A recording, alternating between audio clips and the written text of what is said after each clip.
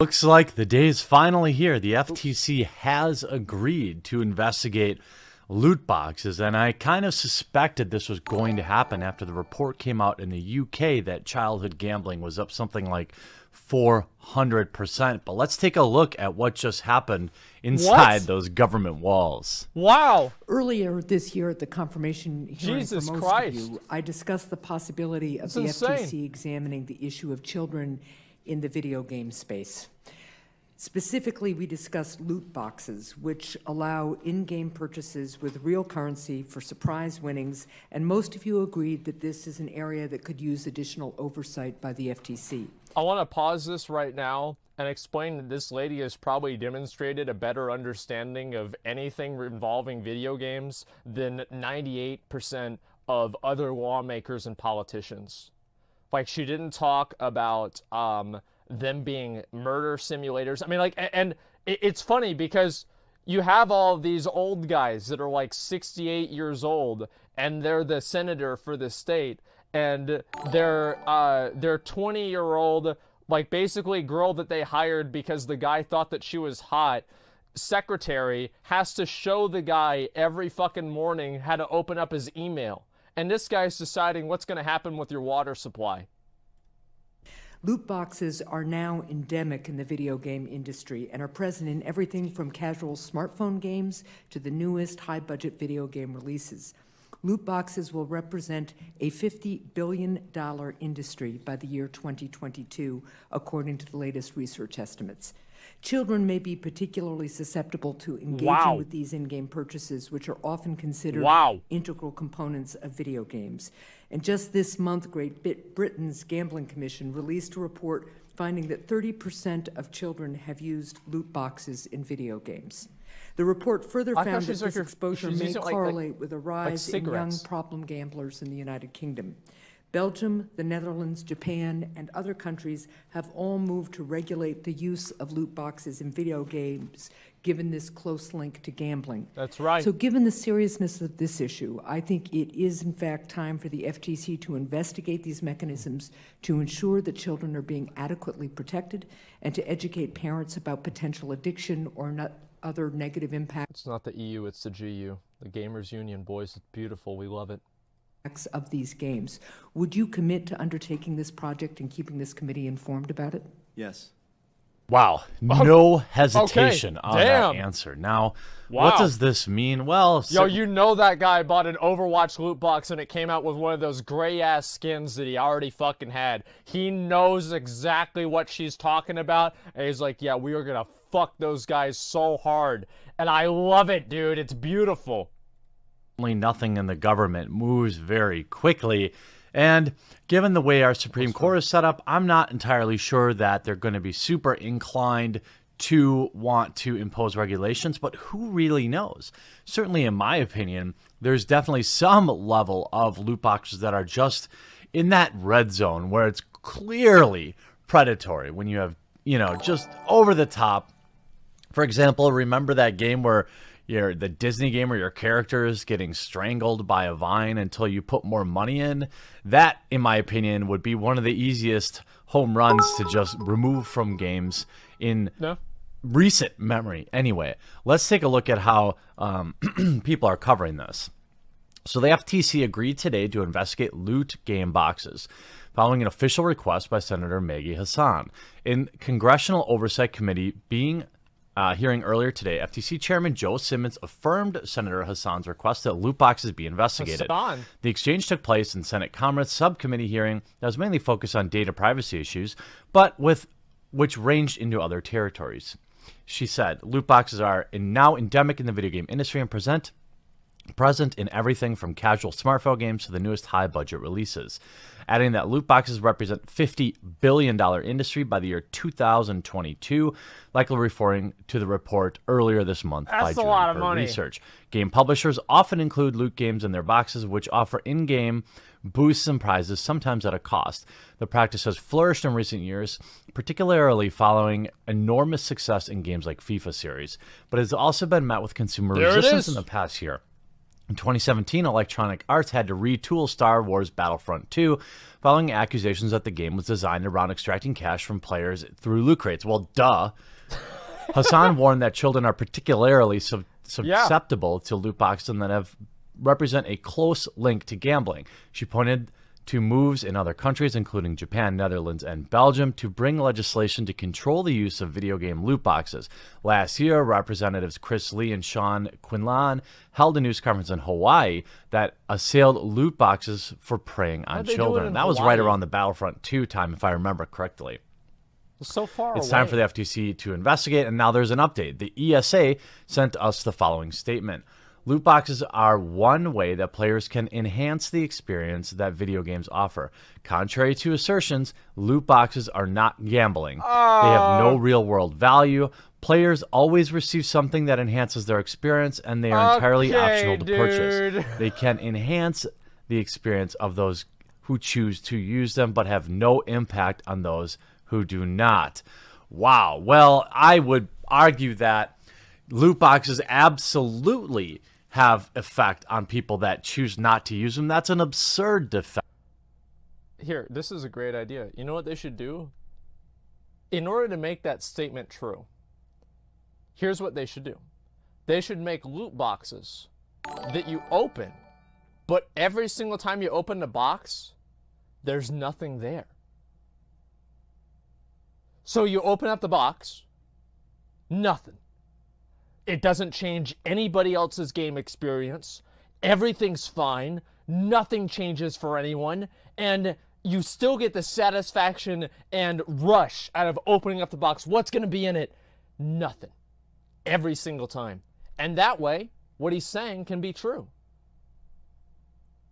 The fact that they're not required to play the game is such a slippery, slimy statement. I don't even know where to begin. Nope. Yes, some games do loot boxes correctly, while other games make loot boxes like Dungeon Keeper, for example, in the new mobile game, absolutely required to enjoy even the most basic functions of the game. So the idea that they're all non-gambling is absurd. Some certainly are, and you don't have to go very far to see them. Now, players do react negatively to just about any microtransactions built into games this year, and that's because we've become very defensive. That's right. We're very worried that games become pay to win, and if there were no regulation, certainly games would continue to head into that direction. Now, will anything happen from this?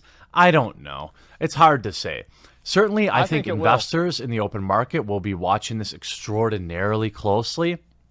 Companies like EA that rely so strongly on microtransactions to affect their bottom line are going to be very nervous.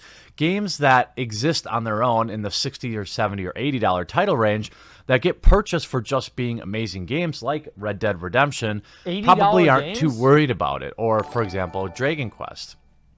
There may be small microtransactions, but they don't appear to represent a very large portion of the income stream. What does this mean for the future? Well, I think at the very minimum, we can expect, if there's any regulation, even if there's any thoughts of regulation, we can expect to see game prices increase to offset that. That's unfortunate. We can also see probably some more moves to this always online. That's actually a really interesting point, what he's saying, and I think it's true. Would you rather pay more money for a game up front, right? Because I think most games nowadays are like $60. That's why it's like 80. Like, I don't know any game is $80, right? Would you rather pay $65 or $70 for a game and have no microtransactions? Yeah, absolutely. Okay, good. I feel the same way. I would rather pay more money for a quality product that delivers the experience that it was intended to with no strings attached than be nickel and dimed by little bits of bullshit that I don't fucking care about. Yes, I do care. And that's what I would prefer. Monthly subscription to games becoming an issue. The season passes coming back. These are things that generate revenue for games industry that don't necessarily fall into the loot box. So if the loot boxes see any regulation, which I'm up in the air, and I'm curious what you have to think about it, is this all smoke and mirrors, or will the FTC actually put the hammer down? That's, I don't know, up in the air to me. But if they do, even if there's a hint of regulation, I can be reasonably sure that this isn't going to just be a net positive for gamers. Game companies will find a more annoying way to make their money anyway. So maybe this is something, the balance of, you know, the loot boxes are the devil, we know. Now, if we push them out of the games, what is going to happen? What new monetization methods are they going to have? Are they going to sell us the games in pieces even more than they do now? I don't know. But certainly some regulation in loot boxes seems like what the community wants. I'm just nervous about what any real strict rules from the government might bring us, what nasty thing it might bring us instead. I'm looking forward to hearing what you think in the comment section down below, and we'll talk to you again real soon. So here's the thing.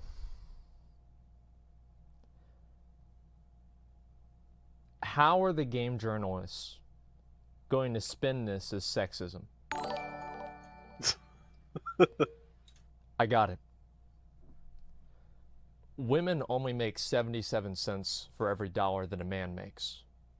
So if you increase the price of games, it's effectively trying to get women to not play video games. What?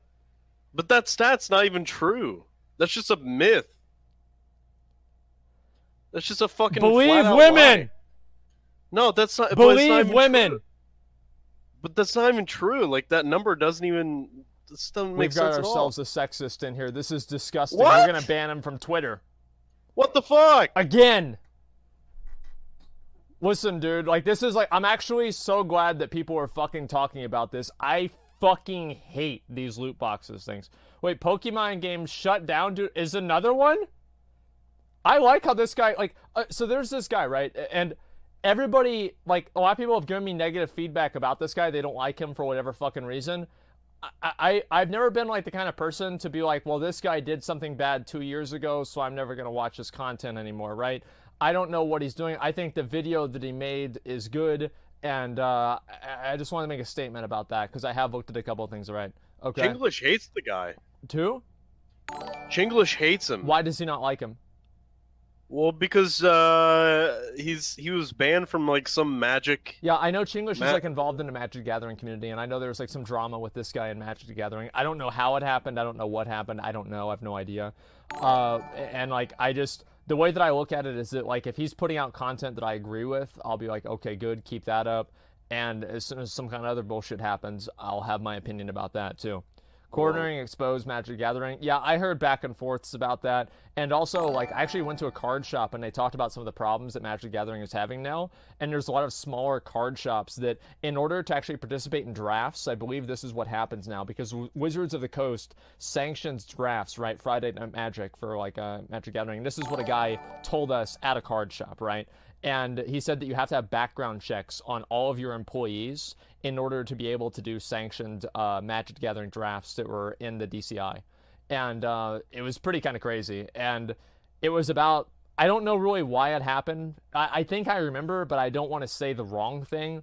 But I'm very, guy does zero research. Well, okay, but I mean, like, how is this video wrong? Right? I mean, like, he played the clip of what the person said. Like, I mean, I'm not, like, there's nothing about that video that's really wrong. I hope the fucking FTC comes in and fucks all these companies right up the fucking ass, no lube, dude. Yeah. I don't want any more fucking loot boxes. I don't want any more fucking microtransactions, any kind of fucking gambling, none of that. I want them to fucking just completely fuck them right in the ass, and I want them to actually try to make decent-ass games again. This is bullshit. When did you think that it went wrong? Like, at what point did we go from playing video games to gambling? Where was it?